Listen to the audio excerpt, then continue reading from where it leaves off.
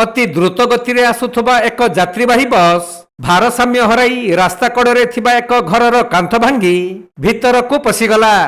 फल 10 जन ऊर्ध्व आहत होइथिबा बेले 3 जन अति गुरुतर होइछंती। तेणु सेमानंकु स्थानीय लोक माने उद्धार करी 108 एम्बुलेंस जुगे मेडिकल को नहीं भर्ती करिछंती। एपरी मर्मन्तुत दुर्घटना घटी जगतसिंहपुर स्थित सांपुर छक निकटरे। जोगमाया नामक एक घरोई यात्रीवाही बस पारादीपरू जगतसिंहपुर होई नाउगां अभिमुखे जाउथिला। तेबे सांपुर छक निकटरे बसटी भारसाम्य हराई रास्ता कड़े थिबा एक घरर कांथ भांगी पशि जाइथिला। बस रे 40 रु ऊर्ध्व यात्री रहिथिबा बेले 10 जन ऊर्ध्व आहत होइथिले।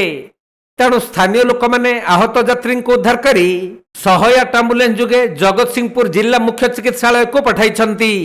हेले सेमानक मध्यरु 3 जनक अवस्था गुरुतर थिबा जଣା पड़िछि। खबर पाई पुलिस घटनास्थल को आसी दुर्घटना संपर्क रे तदंत करुछंती।